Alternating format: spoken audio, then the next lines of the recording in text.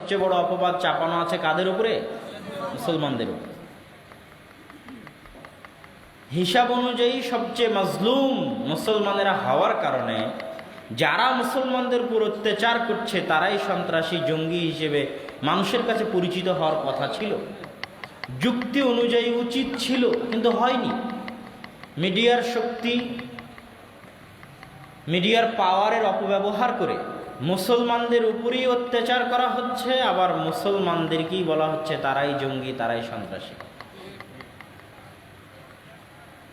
তো যেহেতু আজকের বিশ্বে সংখ্যালঘু হিসেবে সারা পৃথিবীতে সবচেয়ে বেশি অত্যাচারিত মুসলমানেরা, আবার মুসলমানদের উপরে অপবাদ চাপানো হচ্ছে যে মুসলমানেরা সংখ্যালঘুদের উপর নাকি অত্যাচার করে। তো এই জন্য ইসলামী দেশে, মুসলিম রাষ্ট্রে ইসলাম কি কি অধিকার দিয়ে থাকে সেটার ক্লিয়ার, পরিষ্কার এবং স্বচ্ছ ধারণা মানুষের থাকা উচিত, যেটার ইতিহাস সাক্ষী, যেটার কোরআন সাক্ষী, যেটার হাদিস সাক্ষী।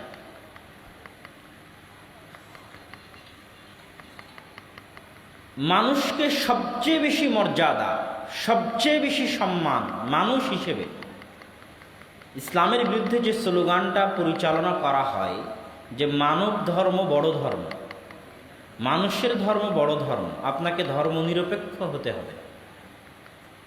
অথচ পৃথিবীর ইতিহাস সাক্ষী যে মানুষ হিসেবে একজন মানুষকে ইসলাম যতটা সম্মান দিয়েছে, যতটা মর্যাদা দিয়েছে, পৃথিবীতে আর কোনো তন্ত্র মন্ত্র, আর কোনো বিধান, আর কোনো মতবাদ একজন মানুষকে মানুষ হিসেবে অতটা সম্মান দিতে পারেনি।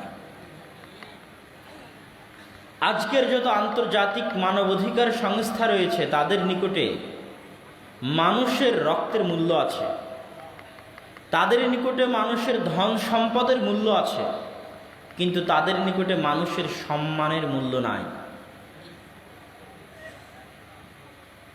তাদের নিকটে মানুষের সম্মান হানি করতে পারা হচ্ছে অধিকার চর্চা, বাক স্বাধীনতার চর্চার অপর নাম। যেই বাক স্বাধীনতা দিয়ে তারা কি করে? মানুষের সম্মান হানি করে, মানুষের সম্মান নষ্ট করে। অথচ ইসলাম একজন মানুষকে সম্মান দিতে দিতে দিতে দিতে দিতে দিতে মানুষের রক্ত, জানের নিরাপত্তা তো দিয়েছেই, মানুষের ধন সম্পদের নিরাপত্তা তো দিয়েছেই, পৃথিবীর একমাত্র ধর্ম, একমাত্র বিধান যে মানুষের সম্মানের নিরাপত্তা দিয়েছে, মানুষের ইজ্জতের নিরাপত্তা দিয়েছে। কেউ কারো বিরুদ্ধে গীবত করতে পাবে না। বাক স্বাধীনতার নামে পেপার পত্রিকায় একজন আর একজনের বিরুদ্ধে লিখতে পারবে না। কেউ কারো বিরুদ্ধে অপবাদ দিতে পারবে না। অপবাদ দিলে তার কঠিন থেকে কঠিন শাস্তি আছে। তাহলে একজন মানুষকে মানুষ হিসেবে সম্মানের একটা ছোট্ট উদাহরণ দিলাম। কেন ইসলাম কোন লিঙ্গের ভিত্তিতে, কোন জিনিসটার উপর ভিত্তি করে একজন মানুষকে এত সম্মান দিতে চাচ্ছে, কিসের উপর ভিত্তি করে? এই থিওরিটাও ইসলামের যত শক্তিশালী, যারা নাস্তিক, যারা ডারউইনের থিওরিতে বিশ্বাস করে, তাদের নিকটে এটা অত মজবুত নয়। তারা মানুষকে অপমান করতে করতে করতে করতে মানুষকে বানরের পর্যায়ে নিয়ে চলে গেছে। যে মানুষের উৎপত্তি কি থেকে? বানর থেকে। এটা কি মানুষের জন্য সম্মানের না অপমানের? অপমানের।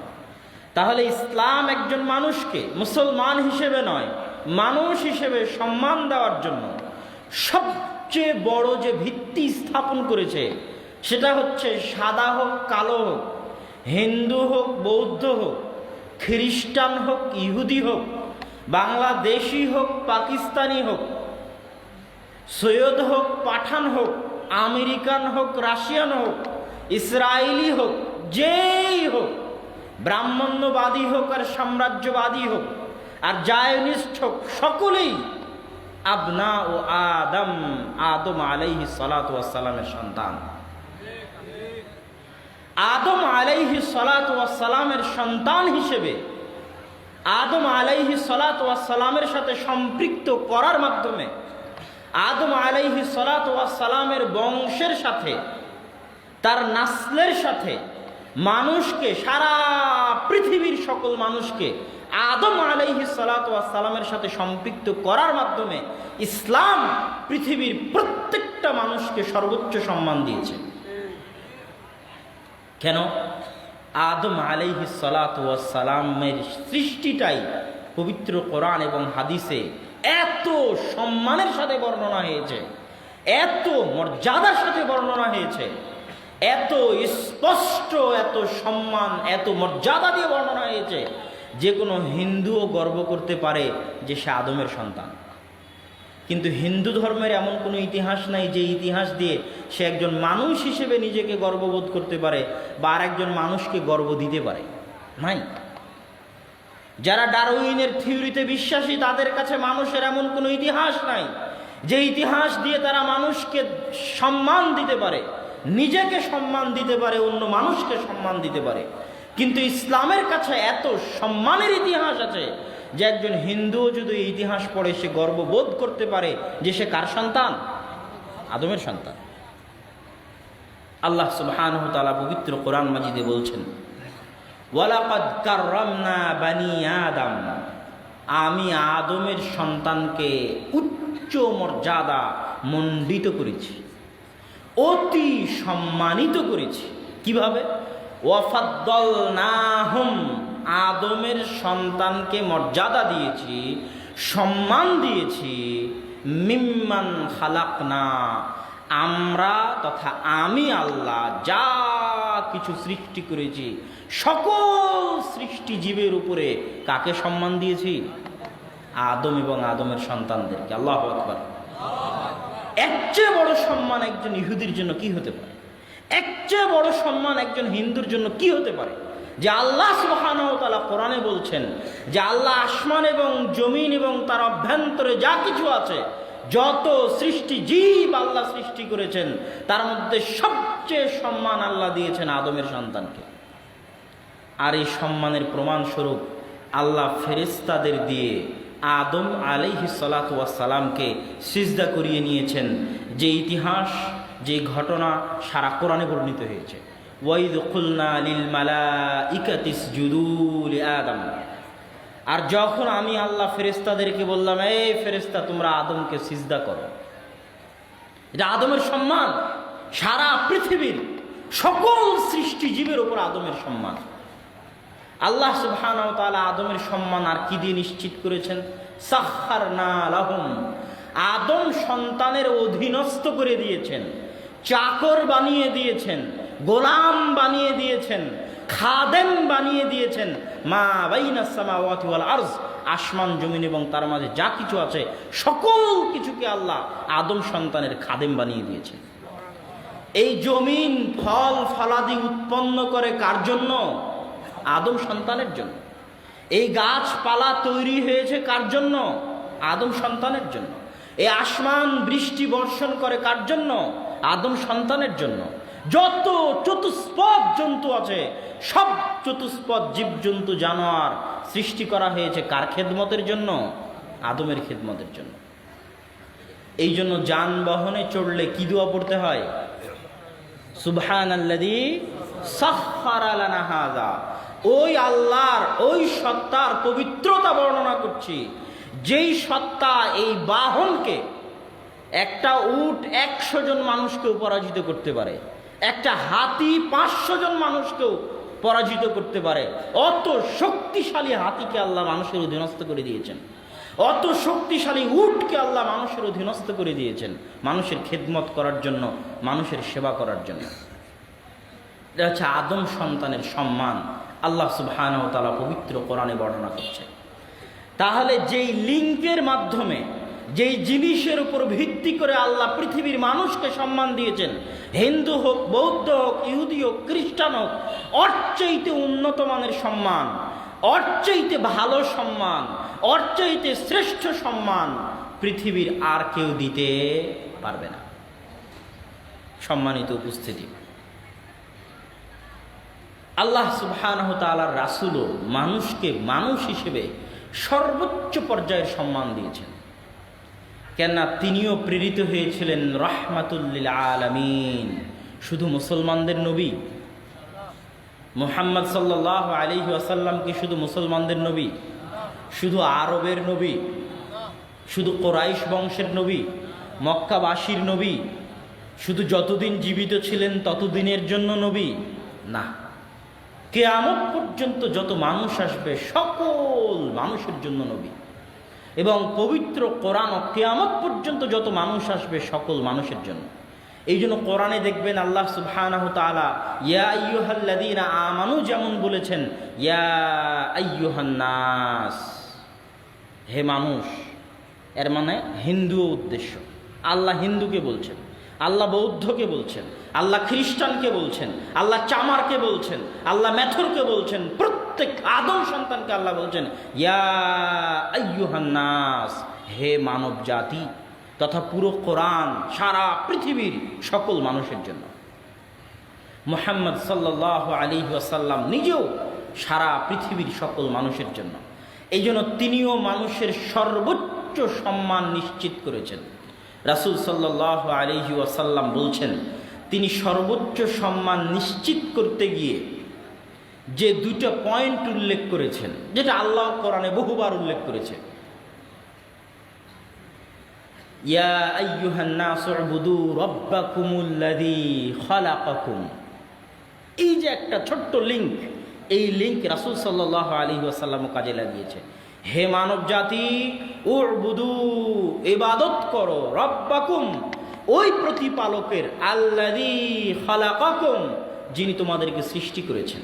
এখানে আল্লাহ সারা পৃথিবীর সব মানুষকে সমান করে দিয়েছেন যে হে সারা পৃথিবীর সকল মানুষ, তোমরা ওই প্রতিপালকের ইবাদত করো যিনি তোমাদের সৃষ্টি করেছেন, তথা তোমাদের সকলের প্রতিপালককে আল্লাহ সুবহানাহু ওয়া তাআলা রব্বুল আলামিন। আমার তাওহীদের বক্তব্যে আমি বিস্তারিত আলোচনা করেছি যে আল্লাহ সুবহানাহু ওয়া তাআলা পবিত্র কোরআনের শুরুতে আলহামদুলিল্লাহি রব্বিল আলামিন, ওখানে রব্বিল মুসলিমিনও বলেননি, রব্বিল মুমিনিনও বলেননি। আল্লাহ সুবহানাহু ওয়া তাআলা ওই জায়গাতে বলেছেন রব্বুল আলামিন, মানে একজন ইহুদিরও রিজিক দাতাকে, একজন হিন্দুরও জীবন মৃত্যুর মালিককে আল্লাহ সুবহানাহু ওয়া তাআলা। এই জন্য তিনি রব্বুল আলামিন। ওই একই লিঙ্ক রাসূল সাল্লাল্লাহু আলাইহি ওয়াসাল্লাম কাজে লাগিয়েছেন। তিনি বিদায় হজ্জের ভাষণে বলছেন ইয়া আইয়ুহান নাস, হে মানব জাতি, শুধু মুসলমানদের নয়, হে মানুষ সকল, হে মানব জাতি, হে দুনিয়াবাসী, ইন্না রাব্বাকুম ওয়াহিদ, তোমাদের প্রতিপালককে একজন। সারা পৃথিবীর সকল মানুষের লালন পালন কর্তাকে একজন। ইন্না রাব্বাকুম ওয়াহিদ, তোমাদের প্রতিপালক একজন। ওয়া ইন্না আবাকুম ওয়াহিদ, হিন্দু হও, বৌদ্ধ হও, খ্রিস্টান হও, তোমাদের সকলের পিতাকে একজন। তাহলে এই দুইটা মাধ্যম দিয়ে উনি সারা পৃথিবীর সব মানুষকে সমান করে দিলেন। সারা পৃথিবীর সব মানুষের রবকে আল্লাহ, আর সারা পৃথিবীর সব মানুষের পিতাকে আদম আলাইহিস সালাম। ইন্না রাব্বাকুম ওয়াহিদ, তোমাদের প্রতিপালক এক। ওয়া আবাকুম ওয়াহিদ, তোমাদের পিতা এক, সৃষ্টিকর্তা এক, পিতা এক। তারপরের বাক্য লা ফাজদালি আরাবিয়িন, অতএব শুনে রাখো, কোনো আরবের প্রাধান্য নেই কোনো অনারবের ওপর, কোনো কালোর প্রাধান্য নেই কোনো সাদার ওপর, কোনো অনারবের প্রাধান্য নেই কোনো আরবের উপর, কোনো সাদার প্রাধান্য নেই কোনো কালোর উপর। সবাই এক প্রতিপালকের সৃষ্টিজীব আর এক পিতার সন্তান, সবাই সমান, সবাই সমান। রাসূল সাল্লাল্লাহু আলাইহি ওয়াসাল্লাম আল্লাহ সুবহানাহু ওয়া তাআলার মতো সারা পৃথিবীর সব মানুষকে এই বাক্যে সমান করে দিলেন। সম্মানিত উপস্থিতি, এই দুইটা বিষয় বলার পরে এবার আমরা সংক্ষিপ্তভাবে এগিয়ে যাব। একটি মুসলিম দেশে একজন অমুসলিম নাগরিকের কি কি অধিকার থাকতে পারে। প্রথমত, ইসলামী রাষ্ট্র, ইসলামী খেলাফা ব্যবস্থার মৌলিক তিনটা জিনিস আপনাদেরকে বলে যায় যে ইসলামী রাষ্ট্র যদি কোনোদিন প্রতিষ্ঠিত হয় পূর্ণাঙ্গ, ইসলামী খেলাফা যদি কোনোদিন প্রতিষ্ঠিত হয় পূর্ণাঙ্গ, সেটার মৌলিক তিনটে জিনিস আপনারা মনে রাখবেন, যে একটা ইসলামী রাষ্ট্র প্রতিষ্ঠা হলে, ইসলামী খেলাফা প্রতিষ্ঠা হলে এই তিনটে জিনিস ওই ইসলামী খেলাফা ইসলামী রাষ্ট্রের মৌলিক অংশ। এক, ইসলামী খেলাফা হয় কল্যাণমূলক রাষ্ট্র, কল্যাণমূলক শাসন ব্যবস্থা। ইসলামী খেলাফার মূল উদ্দেশ্য কল্যাণমূলক, চ্যারিটি ফাউন্ডেশন যেরকম, এরকম কল্যাণমূলক শাসন ব্যবস্থা। সেটার কাজ কি? মানুষের মৌলিক 5টা জিনিসের 100% নিরাপত্তা দিতে পারা, মৌলিক 5টা চাহিদার 100% নিরাপত্তা দিতে পারা একটা ইসলামী রাষ্ট্রের প্রথম এবং সবচেয়ে জরুরি কর্তব্য। 5টা মৌলিক চাহিদা সবারই মুখস্থ আছে। অন্ন, খাবার। ওমর রাদিয়াল্লাহু তাআলা আনহু বলেছেন, আমার এই বিশাল সীমানায় একটা কুকুরও যদি না খেয়ে মারা যায়, তার জবাব আমাকে কিয়ামতের মাঠে দিতে হবে। মানে ইসলামী রাষ্ট্রের প্রথম থিওরি, প্রথম জরুরি দায়িত্ব হচ্ছে মানুষের 5টা মৌলিক চাহিদার 100% গ্যারেন্টি নিশ্চিত করা। হিন্দু, বৌদ্ধ, ইহুদি, খ্রিস্টান তো বহুদূরের কথা, কুকুরও না খেয়ে মারা যেতে পারবে না। কথা মনে হয় বুঝাতে পারেন? মানে একটা ইসলামী খেলাফা ইসলামী রাষ্ট্র প্রতিষ্ঠা হলে একটা হিন্দুও যদি না খেয়ে মারা যায়, তার জন্য জিম্মেদার থাকবে ইসলামী রাষ্ট্র, তার জন্য জিম্মেদার থাকবে ওই খলিফা। তাহলে একটা ইসলামী রাষ্ট্রের প্রথম শর্ত, প্রথম দায়িত্ব, প্রথম কর্তব্য হচ্ছে মানুষের মৌলিক 5টা জিনিস, 5টা অধিকার নিশ্চিত করা। 1, মানুষের খাবার। 2, মানুষের কাপড়, বস্ত্র। বস্ত্রহীন কোনো মানুষ যদি ইসলামী খেলাফায় পাওয়া যায় যার গায়ে কাপড় নাই, হিন্দু, বৌদ্ধ, ইহুদি, খ্রিস্টান, ডোম, চামার, মেথর, তার জন্য জিম্মেদার থাকবে ইসলামী খেলাফা। মানুষের অন্ন, মানুষের বস্ত্র, মানুষের স্বাস্থ্য। চিকিৎসার অভাবে মারা যাচ্ছে এরকম একজন মানুষও যদি মারা যায়, চিকিৎসা, টাকার অভাবে চিকিৎসা করতে পারছেন এরকম একজন মানুষও যদি পাওয়া যায়, তাহলে তার জন্য জিম্মেদার থাকবে ইসলামী রাষ্ট্র। হয় খলিফাকে দায়িত্ব ছেড়ে বলতে হবে রাষ্ট্র চালাতে পারছি না, পদত্যাগ করে চলে গেলাম, আর না হয় মানুষের চিকিৎসা ব্যবস্থা নিশ্চিত করতেই হবে। ওই ইসলামী রাষ্ট্রের অধীনে একটা হিন্দু বিনা চিকিৎসায় মারা যেতে পারে না, একটা বৌদ্ধ বিনা চিকিৎসায় মারা যেতে পারে না, একটা খ্রিস্টান বিনা চিকিৎসায় মারা যেতে পারে না। ইসলামী রাষ্ট্রের মৌলিক দায়িত্ব, কর্তব্য হচ্ছে মানুষ তো বহুদূরের কথা, পশু প্রাণীরও 5টা অধিকার নিশ্চিত করা, পশু প্রাণীরও খাদ্য নিশ্চিত করা, পশু প্রাণীরও চিকিৎসা নিশ্চিত করা। আর হিন্দু, বৌদ্ধ, খ্রিস্টান তো বহুদূরের কথা, না চালাতে পারলে ব্যর্থ, ছেড়ে দিতে হবে, দায়িত্ব পালন করতে হবে না, দায়িত্ব ছেড়ে দিয়ে চলে যেতে হবে। কিন্তু দায়িত্ব নিয়ে যদি নিশ্চিত না করতে পারে, জবাব কিয়ামতের মাঠে দিতে হবে। এর নাম ইসলামী রাষ্ট্র। তাহলে একটা খাদ্যের নিরাপত্তা, জামা কাপড় পোশাকের নিরাপত্তা, স্বাস্থ্যের চিকিৎসার নিরাপত্তা, শিক্ষার নিরাপত্তা। টাকার অভাবে শিক্ষা গ্রহণ করতে পারছে না, অল্প বয়সী বাচ্চা হোটেলে কাজ করে খাচ্ছে, গার্মেন্টসে কাজ করে খাচ্ছে। ইসলামী রাষ্ট্রকে নিশ্চিত করতে হবে 100% শিক্ষা ব্যবস্থা, 100% শিক্ষা ব্যবস্থা, না হলে ব্যর্থ ইসলামী রাষ্ট্র। এটাই প্রথম শর্ত। ওই হিন্দুকেও শিক্ষিত করতে হবে, বৌদ্ধকেও শিক্ষিত করতে হবে, খ্রিস্টানকেও শিক্ষিত করতে হবে, 100% শিক্ষা নিশ্চিত করতে হবে। বাসস্থান, যদি কারো থাকার জায়গা না থাকে তাহলে তার থাকার জায়গার ব্যবস্থা করে দিতে হবে ইসলামী রাষ্ট্রকে, না করতে পারলে দায়িত্ব ছেড়ে দিয়ে চলে যেতে হবে। এই প্রথম ইসলামী রাষ্ট্রের প্রথম দায়িত্ব, কর্তব্য হচ্ছে ধর্ম বর্ণ নির্বিশেষে মানুষের জন্য, পশু প্রাণীর জন্য এই মৌলিক 5টা অধিকার নিশ্চিত করা। 2,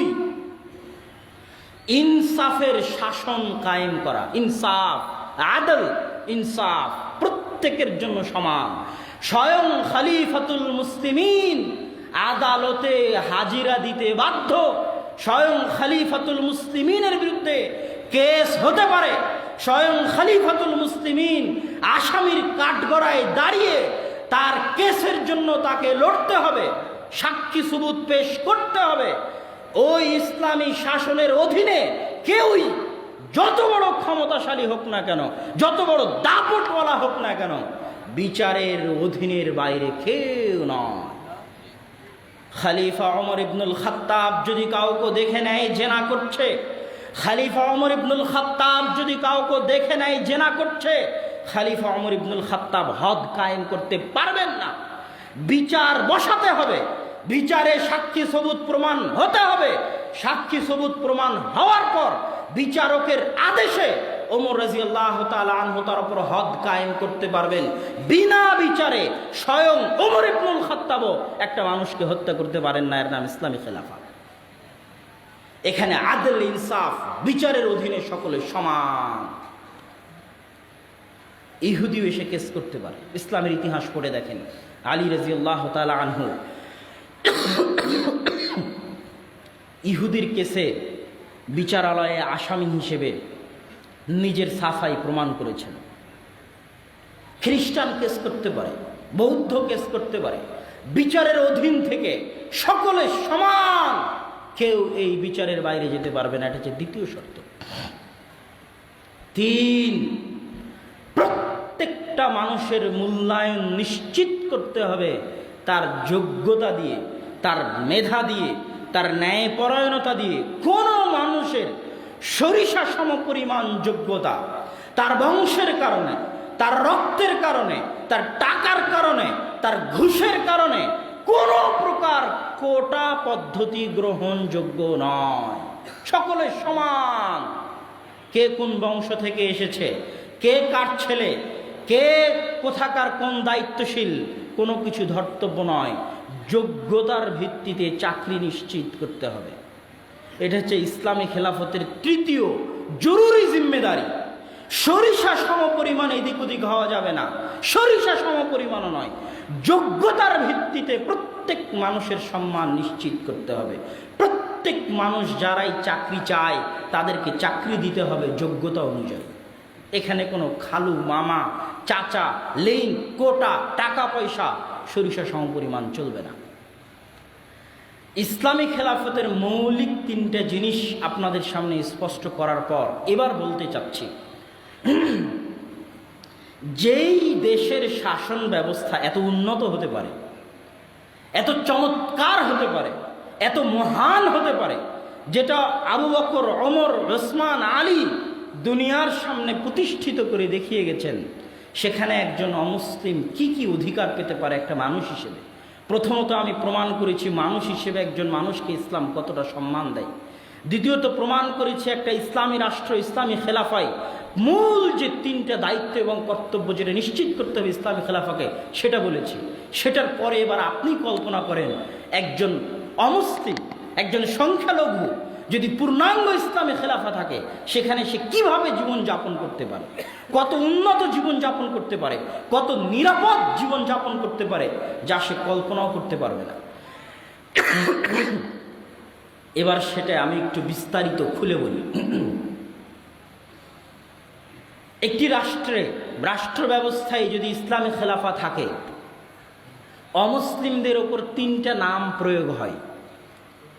যে কেউই যারা শাস্ত্রীয় পড়াশোনা করবে ইসলামী আইনের, আজকে তো ইসলামী আইন পড়ানো হয় না, কেননা ইসলামী শাসন ব্যবস্থা নাই, এই জন্য ইসলামী আইনের পাঠ নাই। ব্রিটিশ আইনের পড়াশোনা হয়, এই জন্য ইসলামী আইনের যেগুলো টার্মিনোলজি, পরিভাষা, এগুলো মানুষ জানে না, মানুষের মধ্যে এগুলোর চর্চা নাই।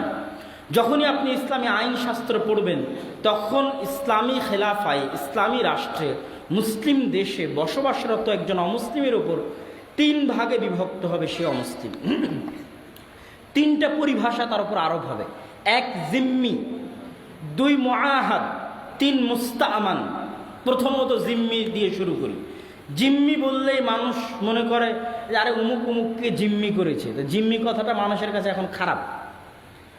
যখন ইসলামী আইনের ব্যাখ্যায় যখন জিম্মি কথাটা প্রথম আসে, তখন মানুষ আসলে বুঝতে পারে না এই জিম্মি মানে কি। কেননা এখন বাংলা ভাষায় জিম্মি শব্দটা একজন আরেকজনকে অপহরণ করে নিয়ে গিয়ে তাকে জিম্মি করে কারো কাছে টাকা চাচ্ছে, এটা বোঝাই হচ্ছে জিম্মি। কিন্তু ইসলামী আইন শাস্ত্রে জিম্মি বলতে কি বুঝায়?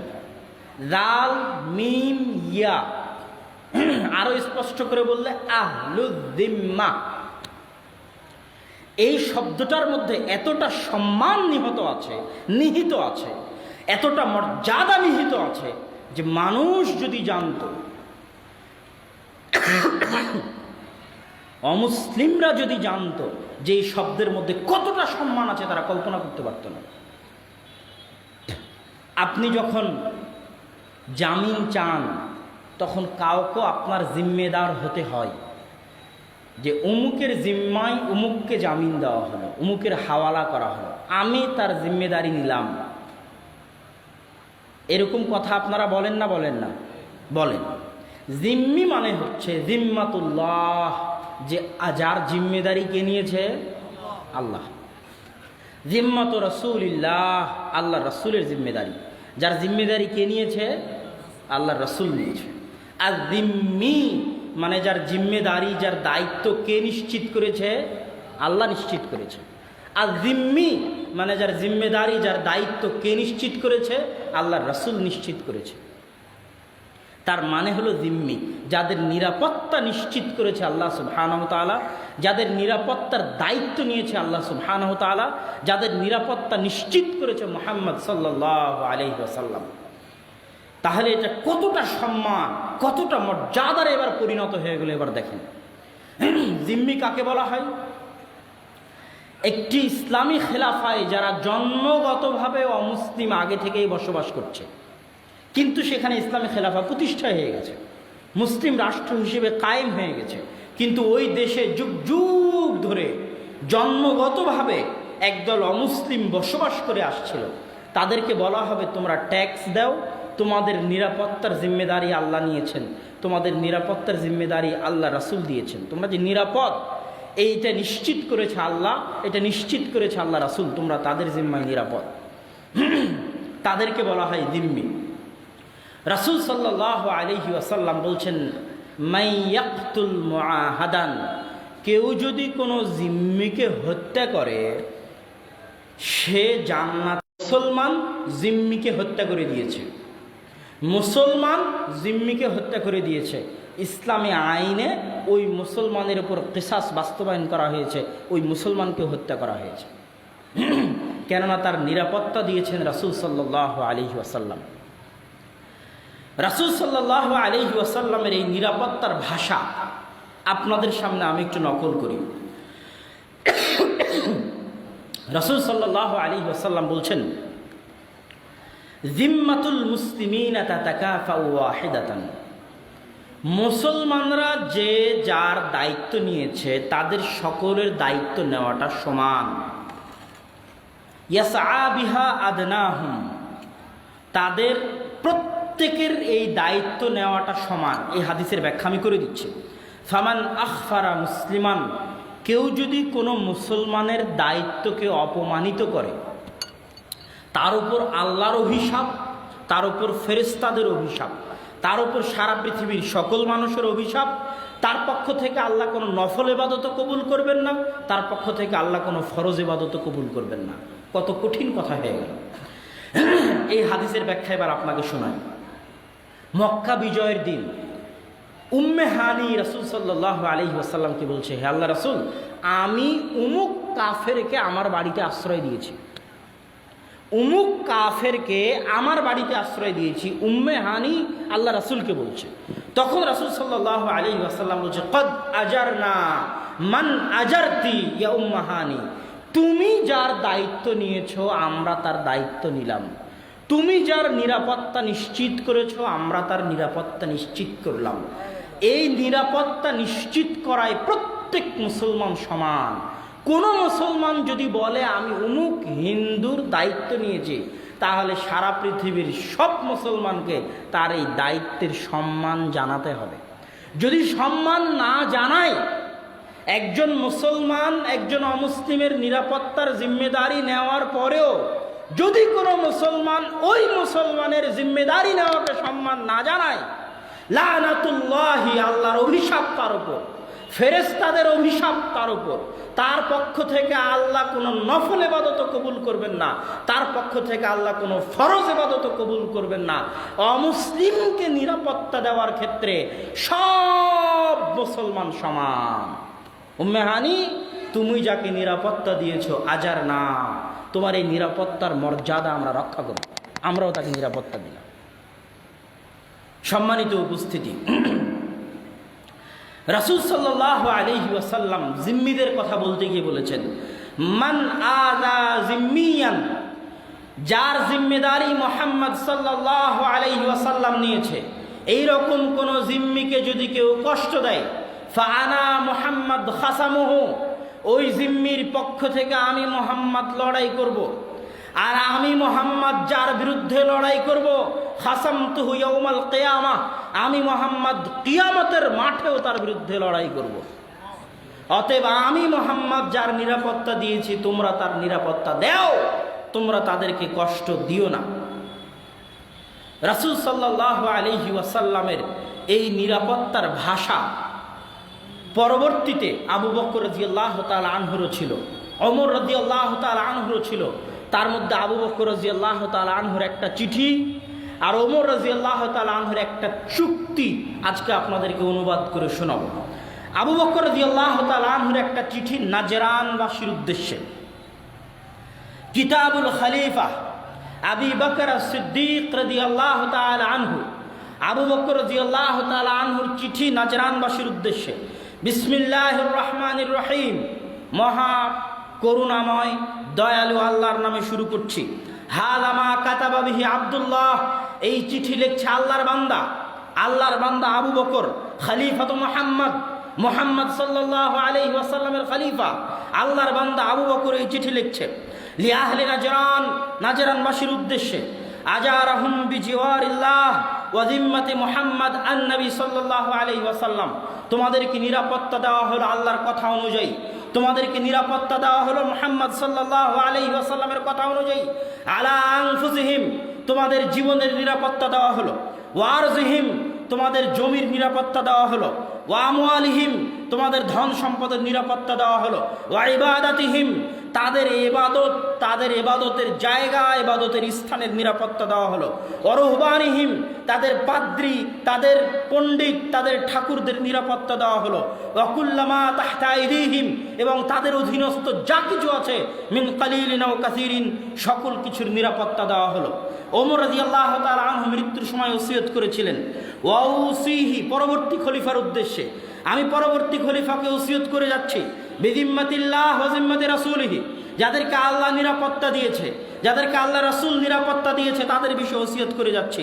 আইয়ুফা লাহুম বিআহদিহিম, তাদের সাথে করা চুক্তি যেন রক্ষা করা হয়।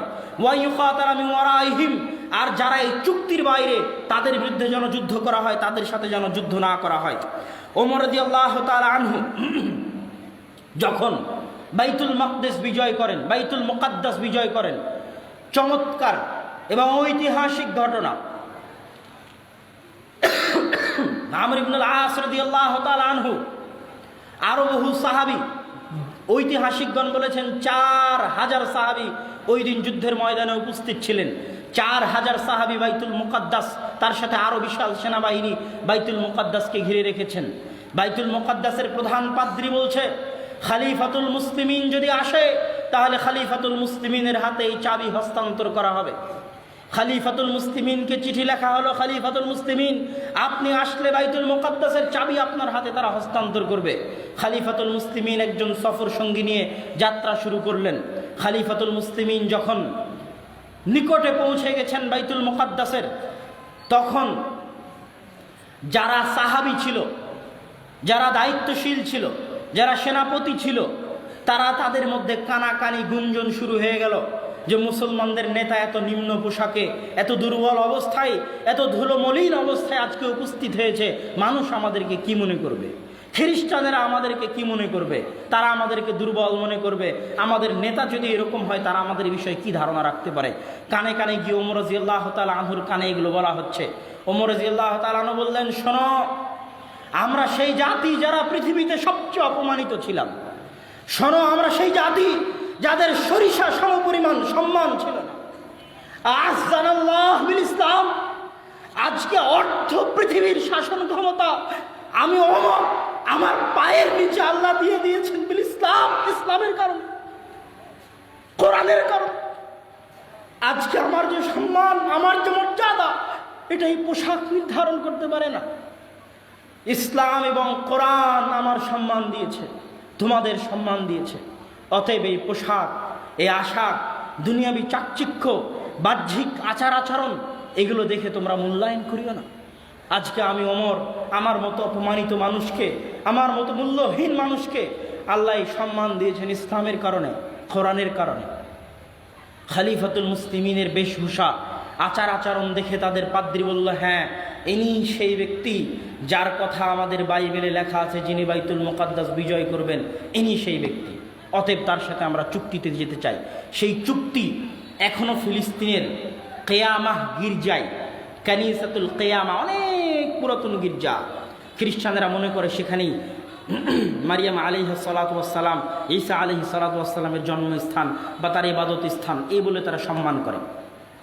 ওই চুক্তি এখনো সেখানে আছে।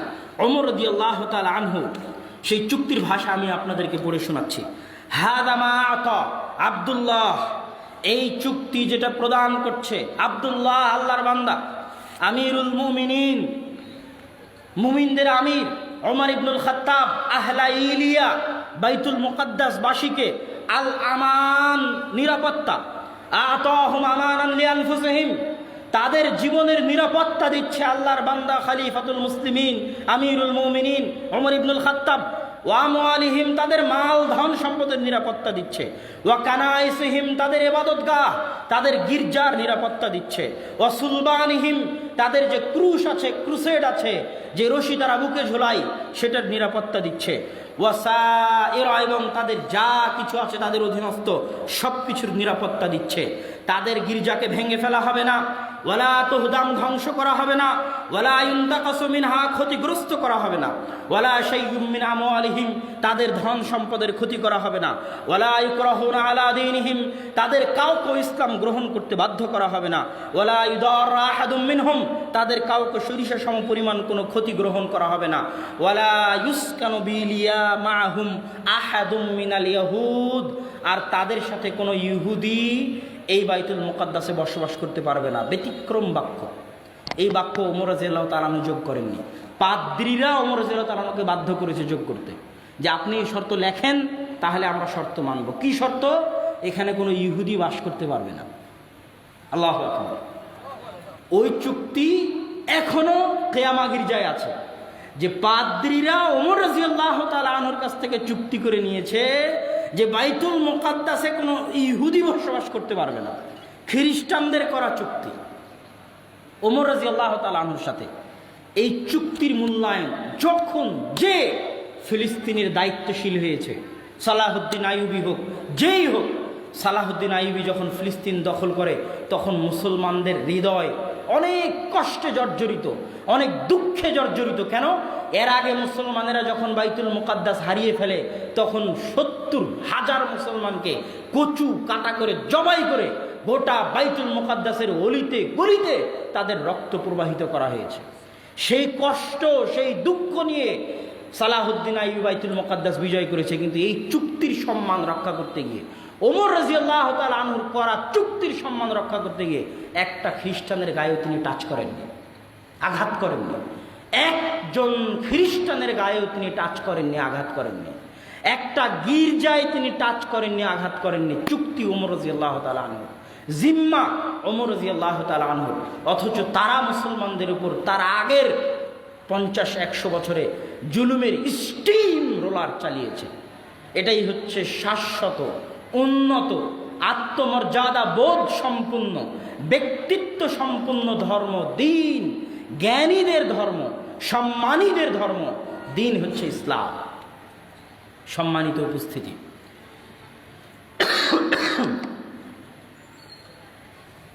এক নম্বর আলোচনায় ছিলাম জিম্মি। দ্বিতীয় স্তর হচ্ছে তারা যাদেরকে বলা হচ্ছে মুস্তাআমান। মুস্তাআমান মানে এই দেশের অধিবাসী নয়, ইসলামী রাষ্ট্রের অধিবাসী নয়, ইসলামী খেলাফার অধিবাসী নয়, কিন্তু ভিসার আবেদন করে নিরাপত্তা নিয়ে ইসলামী রাষ্ট্রের ভিসা পেয়ে ইসলামী রাষ্ট্রে এসেছে, তার রক্ত হারাম, তার ইবাদতের জন্য সে স্বাধীন, তার জানমাল নিরাপদ, তার রক্ত নিরাপদ। ৩, মুআহাদ, ওই দেশের নাগরিক যেই দেশের সাথে ইসলামী খেলাফত চুক্তি করেছে। যেমন হুদাইবিয়ার সন্ধিতে রাসূল সাল্লাল্লাহু আলাইহি ওয়াসাল্লাম কাফেরদের সাথে চুক্তি করেছেন, দারুল কুফরের সাথে চুক্তি করেছেন, ওই চুক্তি রাসূল সাল্লাল্লাহু আলাইহি ওয়াসাল্লাম আদায় করেছেন। এইরকম যে কোনো চুক্তিবদ্ধ কাফের রাষ্ট্র, যে কোনো চুক্তিবদ্ধ অমুসলিম রাষ্ট্রের সকল অমুসলিম ইসলামের দৃষ্টিতে নিরাপদ। তাদের জানমাল, তাদের ধন সম্পদ, তাদের ইবাদত হচ্ছে মুসলমানদের নিকটে নিরাপদ। সম্মানিত উপস্থিতি, একটা আয়াত দিয়ে আজকের বক্তব্যের দ্বিতীয় অংশ, এটা আজকের বক্তব্যের প্রথম অংশ ছিল, একটা আয়াত দিয়ে আজকের বক্তব্যের দ্বিতীয় অংশের দিকে যাব। সে আয়াত কি? আল্লাহ সুবহানাহু ওয়া তাআলা বলছেন, ওয়ালা তাসুব্বুল্লাযীনা ইয়াদউনা মিন দুনিল্লাহ ফায়াসুব্বুল্লাহ আদুওয়াম বিগাইরি ইলম। যারা আল্লাহ ব্যতীত অন্য কারো ইবাদত করে, তাদের মূর্তিকে, তাদের দেবদেবীকে তোমরা গালি দিও না। আল্লাহর আদেশ, সূরা আনআম 108। যারা আল্লাহ ব্যতীত অন্য কোনো দেবদেবী মূর্তির ইবাদত করে, তাদের দেবদেবীকে তোমরা কি দিও না? গালি দিও না। কি হবে? তোমরা যদি গালি দাও, ফায়াসুব্বুল্লাহ, তারাও রাগ বশত, ক্রোধ বশত কাকে গালি দিবে? আল্লাহকে। এর চেয়ে বড় কথা, মুসলমানদের শিক্ষার জন্য, মুসলমানদের জ্ঞানের জন্য, মুসলমানদের ব্যক্তিত্বের জন্য, মুসলমানদের ভারাত্বের জন্য, মুসলমানদের আত্মমর্যাদার জন্য আর কিছু হতে পারে না। মুসলমানদেরকে আল্লাহ সুবহানাহু ওয়া তাআলা 2 নাম্বার রাস্তায় সম্মান দিবেন না। আমরা অত্যাচারিত, এ কথা ঠিক, আমরা অনিরাপদ, এ কথা ঠিক, কিন্তু আমরা 2 নাম্বার রাস্তা অবলম্বন করে সম্মান পাবো না। আমরা যদি সম্মান পাই, 1 নাম্বার রাস্তা অবলম্বন করেই আমাদেরকে সম্মান পেতে হবে, সেটা কোরআন এবং হাদিসের দেখানো পথ। সম্মানিত উপস্থিতি, এবার আলোচনার দ্বিতীয় অংশে যাই। সেটা হচ্ছে মুসলমানদের জন্য, বিশেষ করে বাংলাদেশের মুসলমানদের জন্য কি করণীয়। আমি বলি, প্রথমত জ্ঞান অর্জন করা, বিশেষ করে ইতিহাসের জ্ঞান অর্জন করা।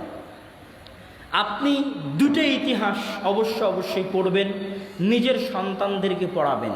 1, ইসলামের সামগ্রিক ইতিহাস। 2, মুসলিম বাংলার স্বাধীন সুলতানি শাসনামলের ইতিহাস।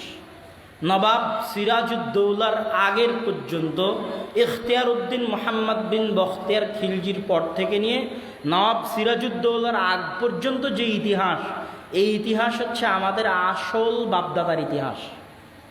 আমাদের সত্যিকার পিতামহ, প্রপিতামহ, তার পিতা, তার পিতার ইতিহাস। এই ইতিহাস যদি আমরা ভুলে যাই, তাহলে আমাদের অস্তিত্বকে আমরা বিক্রি করে দিলাম। এই ইতিহাস যদি আমরা অবমূল্যায়ন করি, তাহলে আমরা আমাদের অস্তিত্বকে বিক্রি করে দিলাম। ইতিহাস জানা মানে নিজের অস্তিত্ব ধরে রাখা। বাস্তবে রূপ না পেক, না পাক, কিন্তু ওই ইতিহাস জানা মানেই আপনি নিজেকে জানলেন, ওই ইতিহাস চেনা মানে আপনি নিজেকে চিনলেন। অতএব এই ইতিহাস আপনাদেরকে জানতে হবেই, এই ইতিহাস আপনাদেরকে চিনতে হবেই। ইখতিয়ার উদ্দিন মোহাম্মদ বিন বখতিয়ার খিলজি যখন 1204 খ্রিস্টাব্দে গৌড় বিজয় করেন, নদিয়া গৌড় বিজয় করার পর তিনি লখনৌতি বা গৌড়তে রাজধানী স্থাপন করেন, যেটা পরবর্তীতে 500-600 বছর যাবৎ স্বাধীন সুলতানি শাসন আমলের রাজধানী ছিল। ওই আমলেই চাঁপাইনবাবগঞ্জের সোনা মসজিদ, ওই আমলেই রাজশাহীর বাঘা মসজিদ, ওই আমলেই নওগাঁর কুসুম্বা মসজিদ সহ এই দেশের যত পুরাতন মসজিদ পাবেন, 500 বছর আগের যত পুরাতন মসজিদ, প্রত্যেক পুরাতন মসজিদ ওই স্বাধীন সুলতানি শাসন আমলের ইতিহাস এবং ঐতিহ্য বহন করে। এবং বাংলাদেশ সীমান্তের সোনা মসজিদ বর্ডার যখন ক্রস করবেন, তখন সোনা মসজিদ বর্ডার ক্রস করার পর থেকে নিয়ে মালদাহ ওল্ড স্টেশন পৌঁছা পর্যন্ত এই বিশ্ব রোডের হাতের 2 ধারে অসংখ্য অগণিত মসজিদ, অসংখ্য অগণিত মাদ্রাসা এবং মসজিদ পুরাতন আদিকালের পাবেন। আর গুগল ম্যাপে সার্চ দিলে ওই সোনা মসজিদ থেকে নিয়ে মালদা রেল স্টেশন পর্যন্ত যে রাস্তাটা, ওই রাস্তাটার নাম দেখবেন লেখা আছে গৌড় রোড, এখনো আছে গৌড় রোড। ওটাই ছিল স্বাধীন সুলতানি শাসন আমলের রাজধানী, যেখান থেকে 500 বছর মুসলমানদের শাসন পরিচালিত হয়েছে। আর একটা রাজধানী ছিল সোনারগাঁ, কিন্তু বেশি ঐতিহ্যমণ্ডিত হচ্ছে গৌড়, যেটা ইখতিয়ারউদ্দিন মোহাম্মদ বিন বখতিয়ার খিলজি বিজয় করেছেন, যেখান থেকে আলাউদ্দিন হোসেন শাহ, তারপরে নাসির উদ্দিন নুসরত শাহ, ইলিয়াস শাহ, তাদের মতো বড় বড় রাজা বাদশারা এই দেশ শাসন করেছে। এরা হচ্ছে মুসলমানদের আসল ইতিহাস। এই ইতিহাস পড়তে গিয়ে আপনার সন্তানকে আর একটা ইতিহাস পড়তে হবে, সেটা হচ্ছে গণেশের উত্থান এবং গণেশের পতন এবং পুনরায় বাদশাহ জালালউদ্দিন বা যদুর উত্থান। এই ইতিহাসও বাংলাদেশের প্রত্যেক মুসলমানকে পড়তে হবে। এর মধ্যে বাংলাদেশের প্রত্যেক মুসলমানের অস্তিত্ব নিহিত রয়েছে, বাংলাদেশের প্রত্যেক মুসলমানের স্বাধীনতা নিহিত রয়েছে এই ইতিহাসের মধ্যে। যে রাজা গণেশের কিভাবে উত্থান হলো, ইখতিয়ারউদ্দিন মোহাম্মদ বিন বখতিয়ার খিলজি স্বাধীন বাংলা জয় করার পরেও রাজা গণেশের কিভাবে উত্থান হলো, আবার তার পতন ঘটিয়ে জালালউদ্দিন কিভাবে ক্ষমতা দখল করলেন। আরেকটা ইতিহাস আপনাদেরকে জানতে হবে। এই স্বাধীন সুলতানি শাসন আমল চলতে থাকে মোগলদের আগ পর্যন্ত। মোগলরা সর্বপ্রথম এই বাংলাকে একটা প্রদেশ বানিয়ে দিল্লির অধীনস্থ করে। সুবে বাংলা, সুবা মানে হচ্ছে প্রদেশ, সুবে বাংলার সুবেদার, সুবেদার মানে সুবে বাংলার যিনি দায়িত্বশীল। তার আগ পর্যন্ত এই বাংলা ছিল স্বাধীন সুলতানি শাসন আমল। শেরশাহ সুরির আমলে সোনারগাঁ থেকে স্বাধীন সুলতানি শাসন আমল চলত। 12 ভূঁইয়া, তারাও মূলত দিল্লির শাসন আমল মানবে না, এই জন্য 12 ভূঁইয়ারা বিদ্রোহ করেছিল। যাদের নামের শেষে ভূঁইয়া আছে তারা ওই 12 ভূঁইয়ার পরবর্তী বংশধর, যারা দিল্লির মুসলমানদের শাসন মানবে না বলে সারা বাংলাদেশে বিদ্রোহ করেছিল। তাদেরও কেন্দ্র ছিল সোনারগাঁ।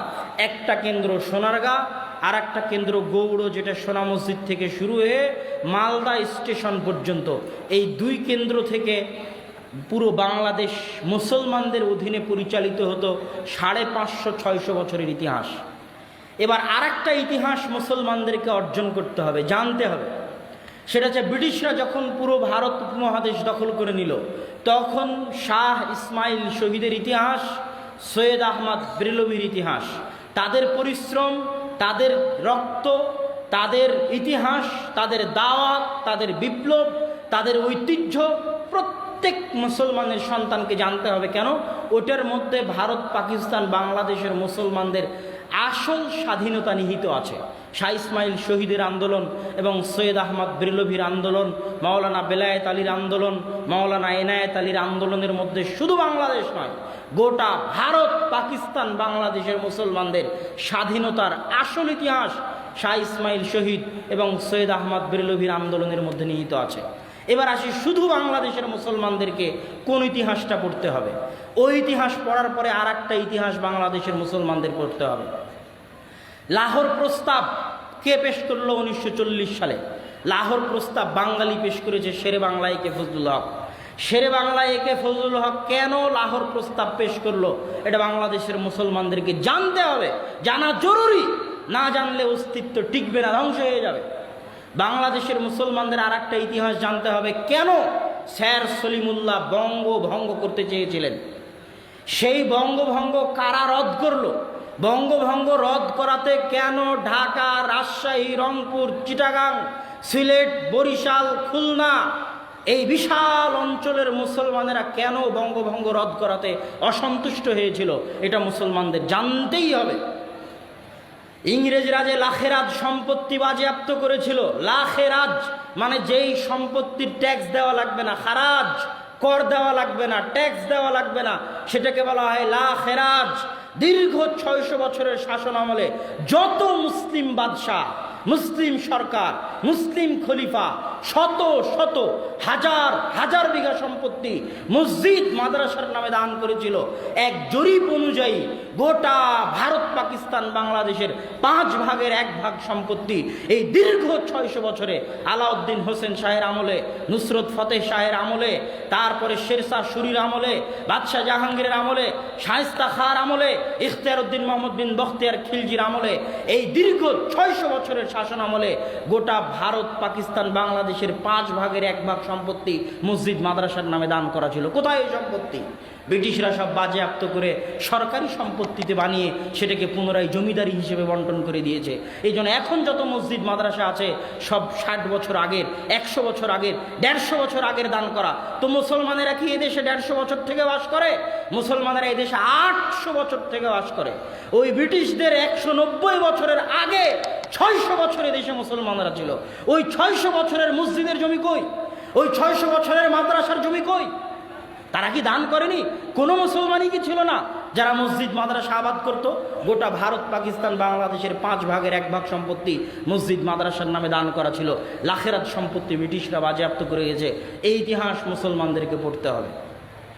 আর একটা ইতিহাস মুসলমানদেরকে পড়তে হবে, সেটা কি? শেখ মুজিবুর রহমানের অসমাপ্ত আত্মজীবনী পড়তে হবে প্রত্যেক বাংলাদেশিকে। শেখ মুজিবুর রহমানের লেখা অসমাপ্ত আত্মজীবনী পড়তে হবে। ওই অসমাপ্ত আত্মজীবনীর মধ্যে বাংলাদেশের স্বাধীনতা নিহিত আছে, প্রথম থেকে শেষ পর্যন্ত পড়তে হবে।